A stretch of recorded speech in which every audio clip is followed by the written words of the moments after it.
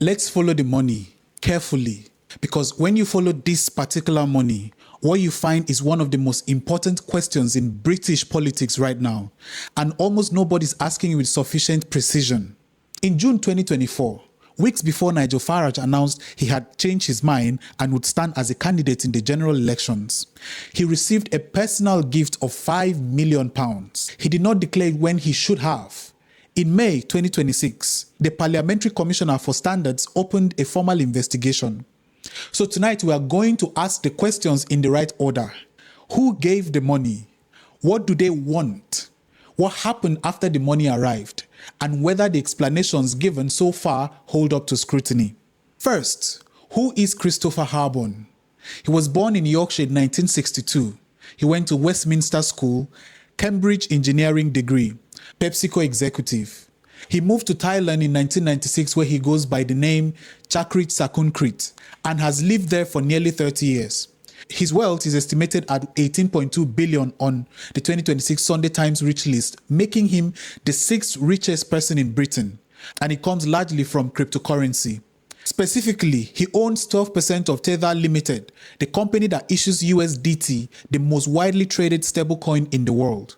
Tether has issued $184 billion in stablecoin. Tether has faced investigations from fraud and money laundering. Despite reporting $10 billion in annual profits, it has never published a full audit of its reserves. Those are documented regulatory facts about the company, whose 12% stakes makes Harbon one of the richest people in Britain. Over 7 years, Harbon has given more than £22 million to Farage's political parties, accounting for 2/3 of all funding Reform UK has ever received. The £9 million donated in 2025 August was the largest single political donation ever made in the UK by a living person. Let's pause on that.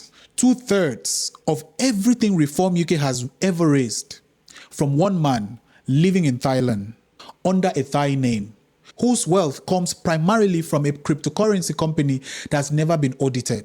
This is the financial foundation of the party, polling at 28% in national surveys. Currently the frontrunner to form the next British government.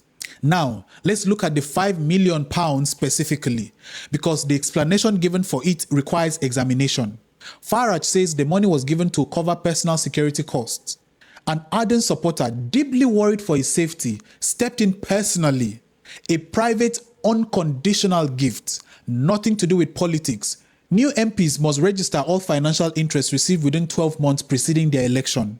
Farage received the $5 million in June 2024. He announced his candidacy shortly afterwards. He was elected. He did not register it. When challenged, his response was this: it was personal. It was for security. It was under a gift exemption. No rules were broken. It's none of your business. There was no quid pro quo. Let me deal with each of those in turn. Not with opinion, with a documented record. It was personal. Harbon was not a random well-wisher. He had taken a desk in the Brexit Party's campaign headquarters during the 2019 elections, where he conducted his crypto business. He is the dominant financial force behind Reform UK. The relationship between them is not personal in a way a birthday present from a friend is personal.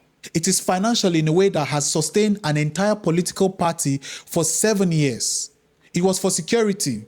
Farage's 1.4 million property, bought in cash by his partner Laurie Ferrari, drawing questions over tax arrangements, was purchased shortly after he received Harbon's £5 million donation. Security is expensive. Property purchases are also expensive. The documentation of exactly how the £5 million was spent has not been publicly provided. There was no quid pro quo. This is the most important claim to examine, and the timeline is where it gets uncomfortable. An investigation by the NERV found a detailed timeline of Harbon's donations and subsequent political announcements. Farage became a vocal crypto evangelist and began drafting policies favoring digital currencies 2 months after accepting the undisclosed $5 million gift. The investigation found a succession of pro-crypto announcements by Farage within weeks of substantial donations from Harbon. Farage called crypto the ultimate freedom, the ultimate liberty. He has promoted stablecoin-friendly positions, championed London becoming a global crypto trading center, and promoted a Bitcoin treasury product called Stock BTC. If Farage helped Tether become a $500 billion company, it would make Harbon one of the richest people on the planet. Harbon owns 12% of Tether. Tether needs political goodwill, regulatory friendliness, and a political champion in the UK Parliament. Farage, after receiving £5 million from Harbon, became the champion. That is not proof of quid pro quo. The investigation is clear that the timeline does not prove criminal wrongdoing, but it is a series of facts in a sequence, and the sequence has a direction. As Phil Brickell, MP, chair of the all-party parliamentary group on anti-corruption, puts it, what does this Thailand-based crypto billionaire want in return for his money? That's the question we should all be asking. Now, here is the broader context because fairness requires it. Reform UK spokesperson has consistently maintained that no rules were broken, that the gift was personal and unconditional, and they're looking forward to the investigation putting the matter to bed once and for all. That is a legitimate position to hold while an investigation is ongoing. We do not yet have the investigators' findings.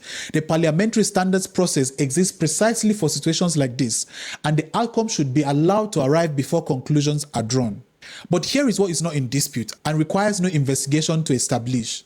Harbon has only given money to two individual politicians, Nigel Farage and Boris Johnson, who received some money in 2022. The government awarded Qinetiq, a company in which Harbon was the largest single shareholder, an $80 million Ministry of Defense contract in January 2023.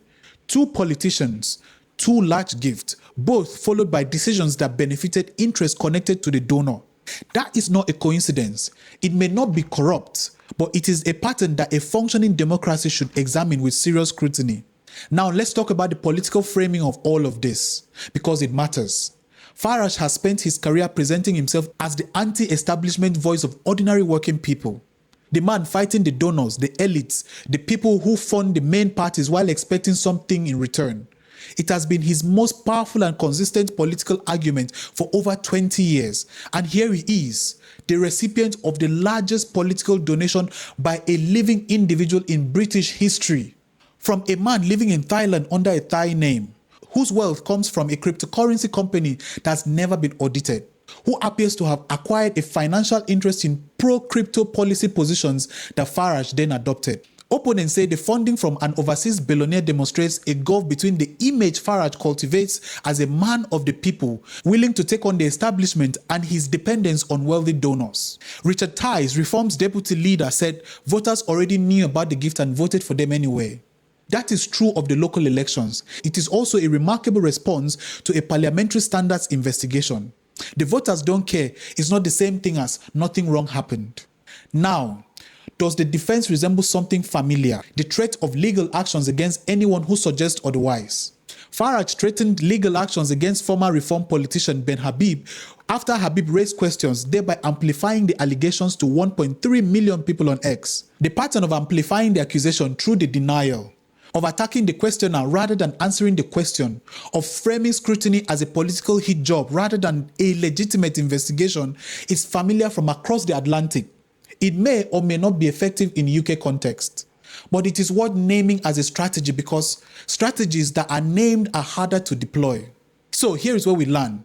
Honestly, with the facts we have, a man living in Thailand operating under a Thai name with a 12% stake in a cryptocurrency company that has never been audited has given 2/3 of all the money ever donated to Reform UK, including a personal gift of £5 million to its leader weeks before he entered Parliament. That gift was not declared when it should have been. A parliamentary investigation is now underway. 2 months after receiving the gift, the recipient became a vocal advocate for cryptocurrency policy positions that would directly benefit the donor's primary financial holding. None of this has been found to constitute a criminal offense. The investigation will determine the regulatory picture, and the full picture is not yet established. But the question asked by the all-party parliamentary chair is the right one. What does a Thai-based crypto billionaire want in return for £30 million given to a British political party and its leader over 7 years? That question deserves an answer that is more substantial than "it's none of your business." In a democracy, when someone who wants to run the country receives the largest personal political gift in British history from a foreign-based billionaire with financial interest in specific policy outcomes, it is absolutely the business of the public that is being asked to vote for him. Stay calm. I'll see you in the next one.